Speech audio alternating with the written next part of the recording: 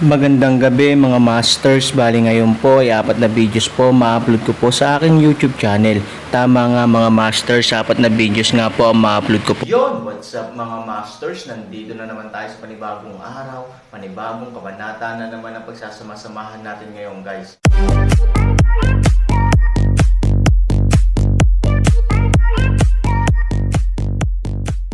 Bali mga masters, kung bago ka pa lang po sa aking YouTube channel, please click the subscribe button, lalong-lalo na po yung notification bell guys, para maging connected pa rin tayo sa isa't isa at maging updated kayo sa mga susunod ko pang video.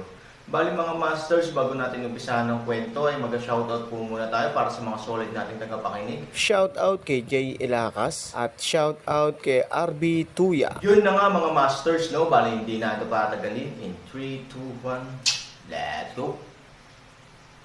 Mga master, magbabalik tayo sa pag-upload ng 4 na videos everyday simula ngayon araw.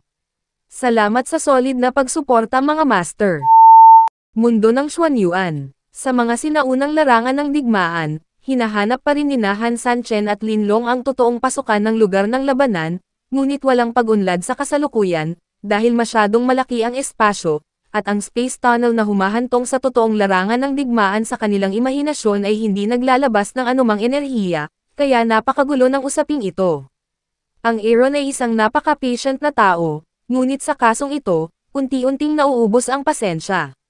Sa araw na ito, nagpapahinga sina Aaron at Linlong. Si Aaron ay nakagawian na nakahiga sa lupa gamit ang kanyang mga kamay at mga unan, nakatingin sa blood moon sa hangin, at ang kanyang isip ay puno ng figure ni Ivory. Hindi niya alam kung ano ang nararanasan ni Ivory sa mundo, ngunit mayroon siyang hindi tiyak na premonition na si Ivory ay nasa problema. Gayunpaman, ang kasalukuyang kakayahan ng Aaron ay hindi kwalipikadong tumulong kay Ivory sa mundo. Kung gagawin niya, magdadala ito ng mas maraming problema kay Ivory, kaya galit na galit si Aaron. Ang Aaron ay hindi kailanman nabigo. Kahit na dumanas siya ng kawalan ng katarungan sa pamilyang Han, may paraan ang Aaron para mabawi ito. Ngunit ngayon, sa harap ng 8 partidong mundo kung saan ang lakas ay pinakamataas, ang mga pagkana ng Aaron ay mapatla at walang kapangyarihan. Ano ang gagawin sa iyo ng pulso ni Fu? Kung ang mga taong ito ay maglakas loob na pilitin ka sa ayaw mo, maya-maya ay hahayaan kong damaloy ang pulso ni Fu sa isang ilog ng dugo. Sabi ni Aaron sa sarili. Ang isang bahagi ng Linlong ay matagal nang nakasanayan na Aaron ang kanyang sarili na nakikipag-usap sa kanyang sarili, kaya hindi ito tumagal ng pinagdapasan. Gayunpaman, ang pangungusap na ito sa pananaw ni Linlong ay medyo katawa-tawa. Bagamat walang tunay na Diyos sa angkan ni Fu ngayon, at malaki ang ipinagbago ng kanyang katayuan sa pamilya sa mundo, hindi ito nangangahulugan na kwalipikado ang Aaron na harapin sila. Dahil ang pamilyang Fu ay isang dating maunlad na pamilya, ngunit ang Aaron ay basura lamang ng mundo ng Xuanyuan. Paano nito banta ang pamilyang Fu? Anong klaseng estado ang dapat kong abutin bago ako maging kalaban ng pulso ni Fu? Tanong ni Aaron kay Lin. Kung kukunin mo ang lahat ng tao sa pulso ni Fu bilang iyong mga kalaban, maliban kung maaari kang maging isang tunay na Diyos, sabi ni Linlong. Hindi madaling maging isang tunay na Diyos. Aaron, matagal na sumulyap si Lin sa kanyang bibig. Hindi ganoon kadali. Laging mayroong 3 tunay na Diyos sa mundo. Ito ay isang nakapirming numero at walang sino man ang maaaring baguhin ito. Tinatawag din ng mga tao sa lahat ng direksyon ang ganitong uri ng sitwasyon na pagsugpo sa daan ng langit, at ang daan ng langit, walang makakalaban, kahit na ang tunay na Diyos ay walang pagbubukod. Sa mundo ngayon, 2 lang ang totoong Diyos, kaya in a sense, may chance ka rin, sabi ni Linlong. Siyempre, biro ang pangungusap na ito, dahil napakaraming makapangyarihang tao sa mundo kaysa sa Aaron. Mas malapit sila sa tunay na Diyos, na hindi matutumbasan ng Aaron. Walang magawang umiling si Aaron. Alam niya kung gaano katawa-tawa ang mga salita ni Linlong. Kahit na ito ay hindi siya naglakas loob na asahan. Ngayon, bakit siya kinukumpara sa mga malalakas sa mundo? Kahit na may bagong tunay na Diyos, ito ay dapat na ang malalakas sa mundo. Sa oras na ito, biglang umupo ng tuwid si Aaron, ang kanyang ekspresyon ay naging partikular na marangal. Nang makita ang hindi pangkaraniwang mga pagbabago ni Aaron, mabilis na nagtanong si Lin, anong problema? May nararamdaman ka bang panganib? Han 3,000 matatuwid sa langit buwan ng dugo, biglang sumambulat tumawa. Ang ganitong uri ng pagganap, hayaan si Linlong na mas maguluhan, kahit isang beses pinaghihinala ang Aaron ay biglang nawalan ng puso. Ano ang problema mo? Ano ang nararamdaman mo? Huwag tumawalin mahaba ang balisang nagtanong, kung may panganib, kailangan nating maghanda upang harapin ito ng maaga. Aaron ay hindi maaaring magpatuloy sa pagtawa ng ganito. Nakita ko ang pasukan sa tunay na larangan ng digmaan. Tuwang-tuwa na tumayo si Aaron. Ilang sandali si Linlong Leng, pagkatapos ay may direksyon ng linya ng paningin ni Aaron, na nakatingin sa buwan ng dugo sa langit. Doon, sinabi ni Linlong na hindi niya ginawa, alam mo kung bakit. Hindi ito ang buwan, ito ay isang lagusan sa kalawakan. Bilog lang pala, kaya naman ang tingin ko dito ay buwan. Ngayon lang ako nakakita ng mga pagbabago sa enerhiya. Sinabi ni Aaron na nakaugalian niyang tumitig kay Zuyo, at pagkatapos ay naiisip ang karanasan ni Ivory sa mundo ng lahat ng direksyon. Ngunit ngayon lang, nagkaroon ng kakaibang pagbabago sa enerhiya sa Zuyo, na halos kapareho sa space tunnel, kaya napagpasyahan ni Aaron na si Zuyo ay isang space tunnel. Ay hindi naramdaman ni Linlong ang pagbabago-bago ng enerhiya, at sa mga mata nito, ito ay isang kabilugan ng buwan. Hindi ka maaaring magkamali. Hindi ba ito ang buwan? Sabi ni Lin. Ang Aaron ay tumalon sa buong buhay niya. Nang makita ito, si Lin ay matagal na nakahabol kay Aaron.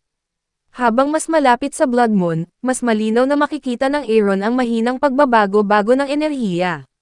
Sa ganito oras, naramdaman din ito ni Linlong, na siguradong hindi naghahalusinate si Aaron. Ngunit ang pagkakaroon ng space tunnel na ito ay masyadong kakaiba.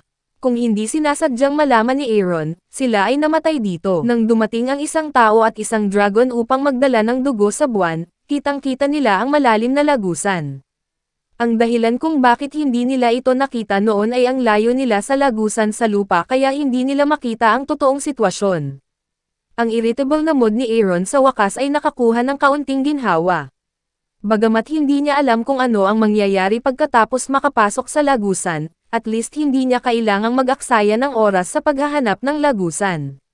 Nararamdaman mo ba ang energy wave sa loob? Tinanong ni Linlong si Aaron.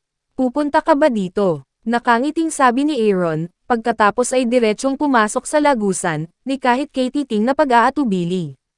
Walang magawang umiling si Linlong.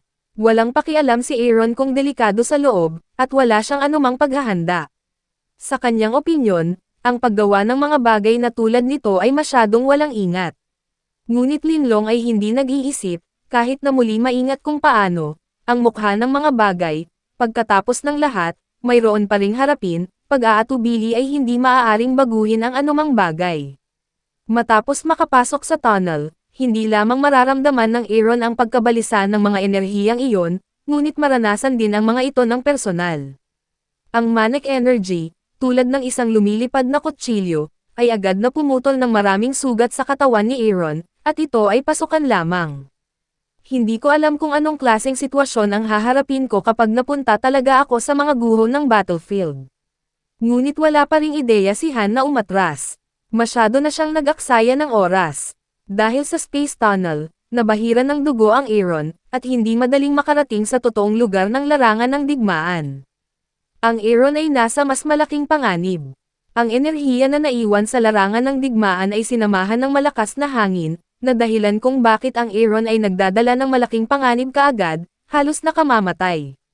Sa oras na ito, ang panguak sa kanyang noo ay nagpadala ng isang stream ng enerhiya bilang isang proteksyon na bilog, na hindi hinayaan ang Aaron na patuloy na masugatan.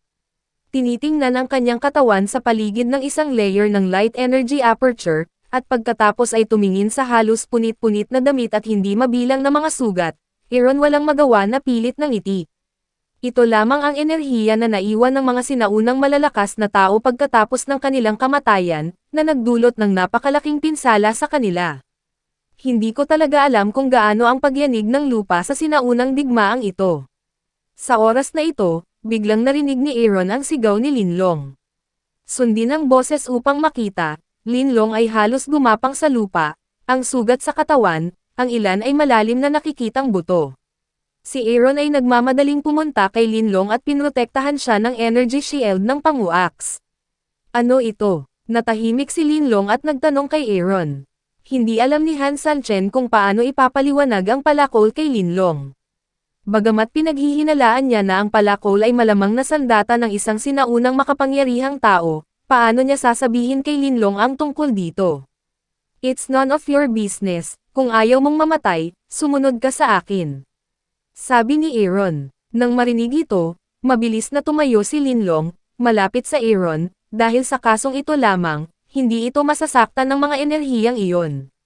Maraming taon na ang nakalipas mula noong sinaunang digmaan. Hindi ko inaasahan na ganoon pa rin kalakas ang enerhiyang iniwan ng malalakas. Napabuntong hininga na sabi ni Linlong. Kahit na maraming mga alamat tungkol sa mga sinaunang malakas, ang mga alamat na iyon ay masyadong malabo upang ipaalam sa mga tao ang kanilang lakas. Sa sandaling ito, naramdaman ni Linlong na ito ay mas makapangyarihan kaysa sa tinatawag na kungtong strongmen sa mundo. Maging si Linlong ay may intuition na ang mga sinaunang taong ito ay nasa kaharian ng tunay na Diyos. Hindi ganoon kadali para sa kahit na malalakas sa mundo na mabuhay dito. Sabi ni Aaron. Nang marinig ito, matagal na tumingin si Lin kay Aaron gamit ang parehong mga mata. Sa katunayan, kahit na ang malakas sa mundo ng 8 panig ay hindi makakaligtas dito. Ngunit siya ay ligtas, ang kapangyarihan ng kalasag ng enerhiya na ito ay napakadaling harangan ang Manak Energy. Dahil dito ay nagkaroon ng malaking pagdududa si Linlong sa kanyang puso. Saan nagmula ang kapangyarihan ng Aaron? Mahirap sabihin na siya ay nasa pasukan ng larangan ng digmaan. Mayroon bang anumang pakikipagsapalaran na hindi niya maaaring magkaroon? Sa pag-iisip ng kahabag-habag na sigaw ni Aaron, si Linlong ay masigurado tungkol dito, na ikinalulungkot niya na hindi siya sumama sa Aaron. Kung hindi, ang pakikipagsapalaran na ito ay malamang na mangyari sa kanya. Nagpatuloy sila sa malalim na pagpasok sa sinaunang larangan ng digmaan, at hindi nagtagal ay nakakita sila ng ilang puting buto at ilang espada at sandata. Ito ang mga sandatang mahika na ginamit ng mga sinaunang malakas. Nang makita ni Linlong ang mga bagay na ito, nagliwanag ang kanyang mga mata at gusto niyang ipasok ang lahat sa kanyang bulsa. Ngunit hindi ito nang ahas na umalis sa Aaron, dahil alam nitong kung umalis ito sa protection circle, mamamatay ito. May ideya din si Han Sanchen na ibulsa ang mga magic weapon na ito. Bagaman hindi niya malay na iniisip na ang mga bagay na ito ay hindi kasing lakas ng kanyang palakol, ginamit ito ng mga sinaunang malalakas na lalaki. Magandang ibigay sila kay Mo Yang at sa iba pa mamaya. Bukod dito, ang mga mahiwagang armas na ito ay napakalaking kayamanan din. Ang kayamanan na ito ay malamang na maging kabisera para sa Aaron upang makakuha ng isang foothold sa mundo, na hindi maaaring palampasin. Yun na nga mga masters, no? Bali panibagong kabanata na naman yung natapos natin ngayong gabi. Muli, maraming salamat po.